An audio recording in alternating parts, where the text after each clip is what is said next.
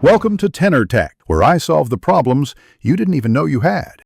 You start by minimizing contamination and magnetization. Wear gloves and work on a clean, well-lit bench. Once done, remove the strap and clamp the case in a holder so it won't twist when you apply torque.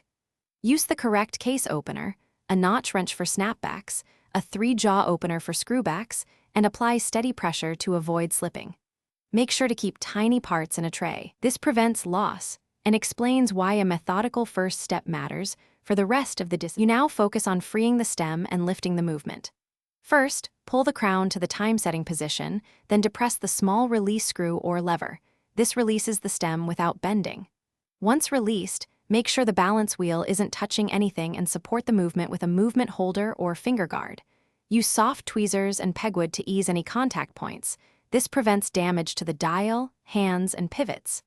After that, gently lift the movement straight out to avoid snagging. You finish by placing the movement in a padded container and labeling components to ensure proper reassembly. Inspect and, if needed, replace the case gasket to maintain water resistance. Clean sealing surfaces with a lint-free cloth and a tiny amount of isopropyl alcohol.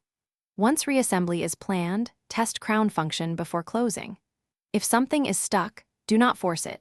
Check for hidden screws or clips, try slight heat to relax adhesives, or consult a parts diagram. This single troubleshooting tip prevents costly damage. Thanks for watching. Subscribe to keep your life in tune.